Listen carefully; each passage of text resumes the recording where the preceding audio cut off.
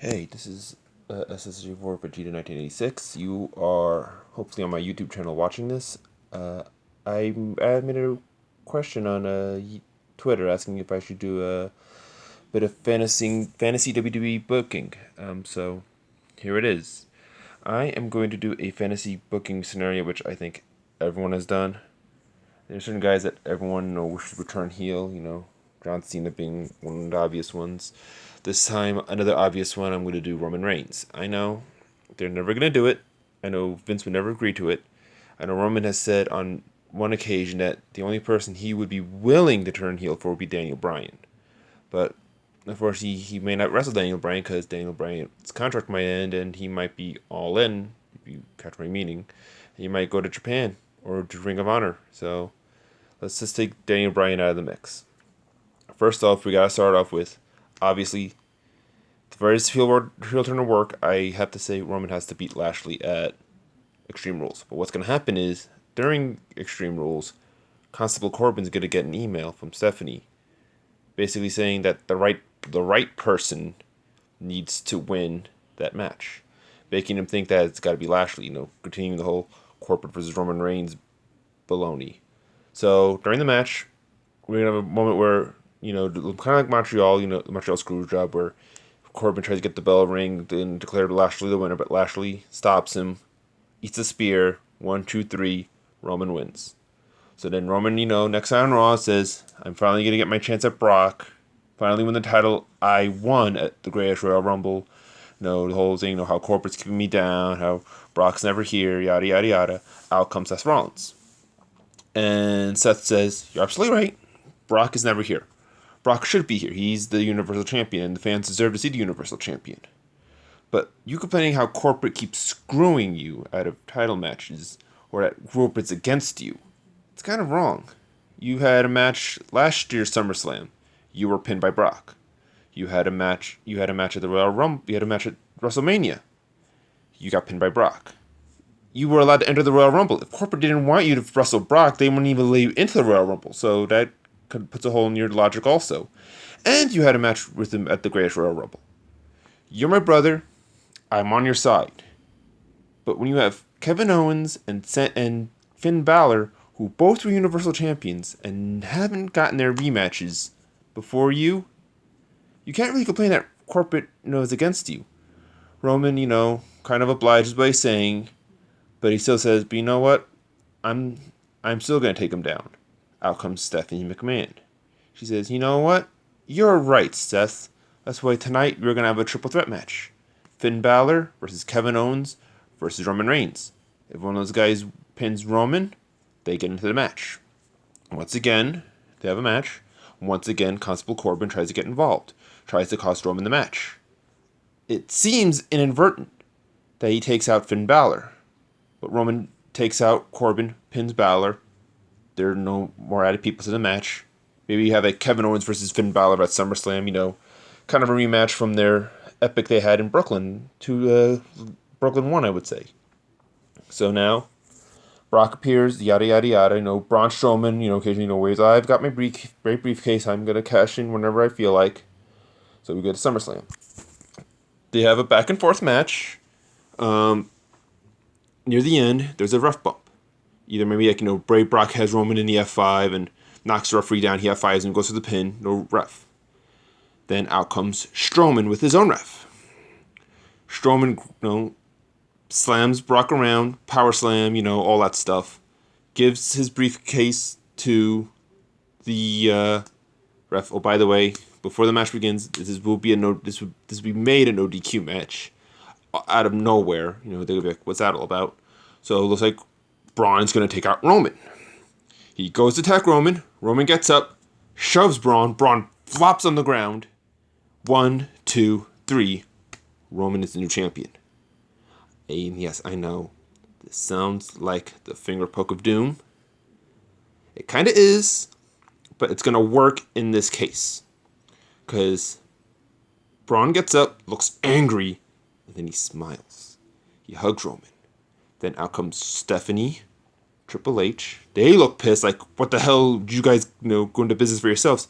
They get in the ring, and all of a sudden, smiles crack open on their faces. And then they all hug each other.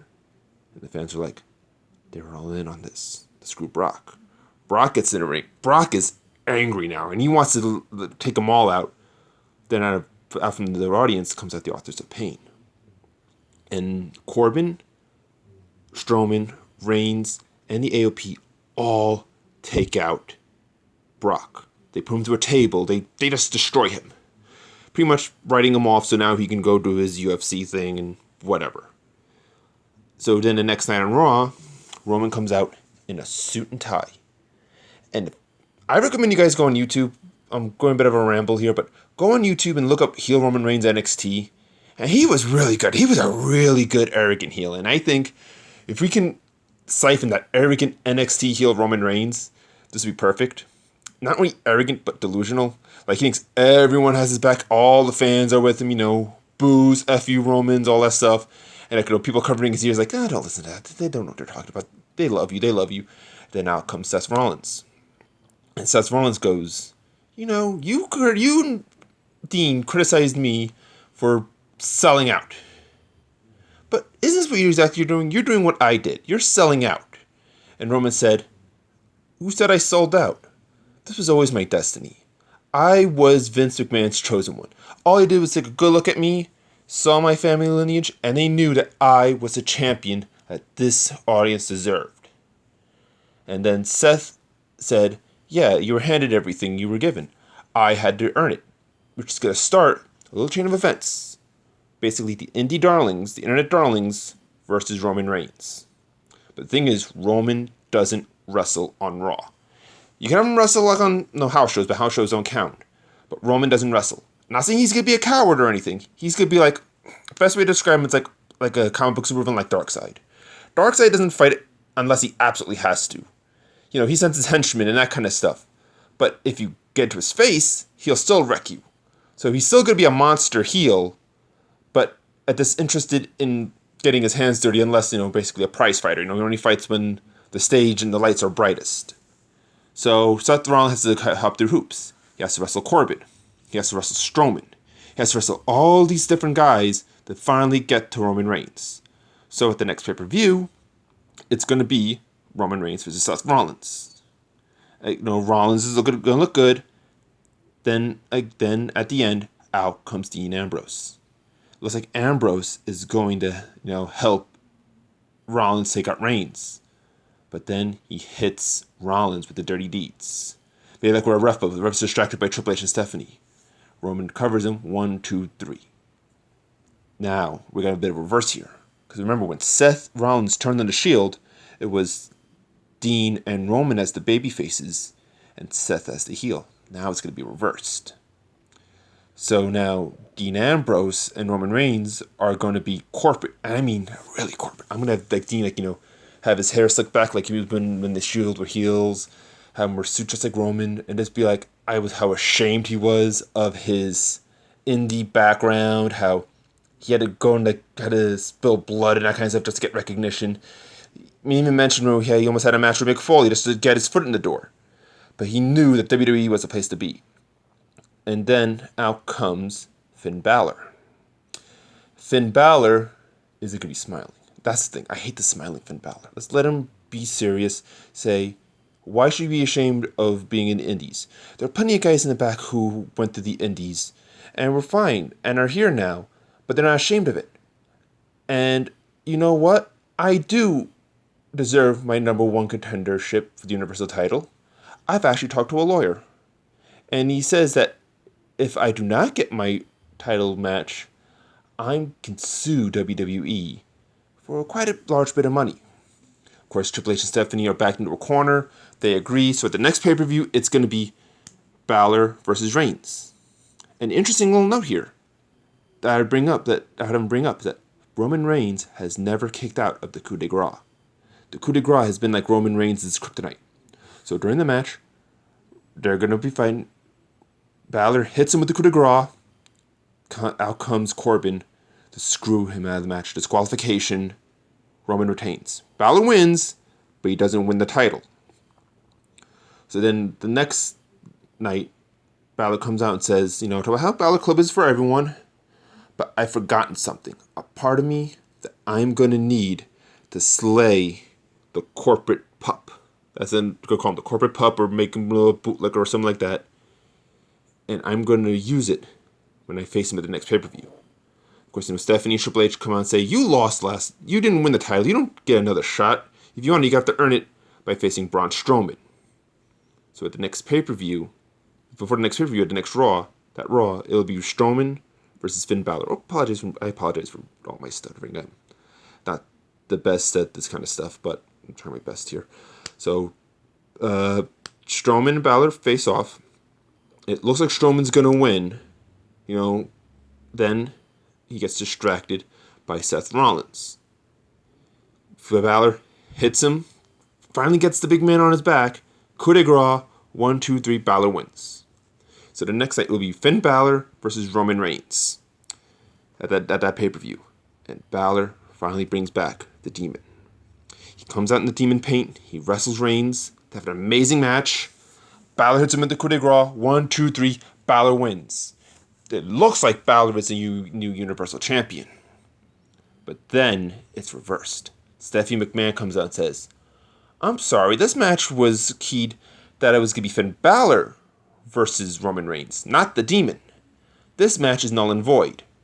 So they screw him out of the title on a technicality, which I think is just going to add more heat, show how protected Roman is by corporate even more, which is going to be, I think, will be great. So, he continues on, maybe have a superstar shake-up again, maybe bring Daniel Bryan onto Raw, so you could maybe have a match between those two. But Roman's going to hold the title until WrestleMania. And before that, around the same time, they're going to bring up more NXT guys, maybe have Roman face Aleister Black, further down the line, which would be awesome. But another person who gets called up to Raw is Johnny Gargano. I know Johnny Gargano now is not really being Johnny Wrestling right now, and he's having this big thing with Tommaso Ciampa. Because that ends. Let's see, Ciampa is the NXT champion right now at this time on NXT, so he's gonna be fighting guys like Keith Lee, and if they actually signed them, Kenny Omega maybe, but I don't think Kenny Omega is going to WWE. But I'm getting off track here. So Johnny Gargano enters the Royal Rumble, and Johnny Gargano wins. So now the next night on Raw, Roman Reigns, walking in backstage, and he starts flirting with a woman. And the woman doesn't want anything to do with him. Turns her around, and it's Candice LeRae. And yes, I know, we don't want to make Candice LeRae, the maiden in distress again like they did with the Gargano-Ciampa feud, but it works here. And I know Roman is married, which makes him look like a bigger scumbag for hitting on her. But then Johnny Gargano is like, hey, I'm the number one contender at WrestleMania. Roman Reigns laughs and is like, no, you couldn't have won. It had to have been someone else. No, acting like he didn't even watch the Rumble. But Gargano insists that it was him. Roman Reigns shoves him back, and then Gargano jumps on him. Have a bit of a fight, but then they say, you know what? You don't deserve this match. At Fastlane, it's going to be you versus Dean Ambrose. The corporate Dean Ambrose. So have Gargano versus Ambrose for number one contender for Roman Reigns. And further down the card, I would have Seth Rollins win back his Intercontinental title. Also, around the same time, I would have the Authors of Pain win the Raw Tag Team titles. So pretty much they have almost all the gold except for the Intercontinental title. Ambrose loses to Gargano, either by submission or, some crazy, amazing Johnny Gargano's awesome Johnny Wrestling stuff. So then we go to WrestleMania. Ambrose takes on Rollins for the Intercontinental title. The Authors of Pain would face, and again, this is if they actually sign these guys, and from rumors say they're trying to sign Omega, Cody, and the Young Bucks. And if they do, WrestleMania have the Authors of Pain, these guys who came through NXT, didn't really do anything in the Indies. And if I'm wrong about this stuff, please forgive me, because my knowledge about who's in the Indies and who isn't is not the best. But I'm assuming the Authors of Pain were just totally WWE guys. Have the Authors of Pain face the Young Bucks. Indie Darlings versus the corporate WWE guys. And the Bucks beat them. Make Bucks the Raw Tag Team champions. Then have Rollins beat Ambrose. And then the last match of the night, basically David and Goliath. Roman Reigns versus Johnny Gargano. Johnny Gargano makes Roman Reigns submit to the Gargano escape. Kind of like what happened with Daniel Bryan against Batista and Orton, making the big guy tap, but that would add credibility to him. And hopefully that will lead to a long run for the title with Gargano. And have him, maybe do some more shuffles, maybe have AJ Styles come to Raw, have Styles versus Gargano, and I'll let you guys think Gargano dream matches in the comments, but that's what I think. And then maybe further down the line, have Roman turn face, maybe after the fans are really digging the Roman face, turn the Roman heel, and kind of like with The Rock, that's the best comparison. The Rock was a boring babyface, people hated him. Roman is a boring babyface, and not a lot of people care for him. I know there are his fans. I do follow his fans on Twitter, and they love the guy, but as a whole, he's not widely loved, which is what WWE wants. A heel turn for Roman would be the best thing you could do for the man. So that was my thought. Hopefully you liked it. No, if you have differing opinions, please tell me. Just don't be an abusive jerk about it. And I hope you guys enjoyed it. If you want me to do other stuff, maybe predictions for pay-per-views, let me know on Twitter or on the comments, and I'll talk to you guys later.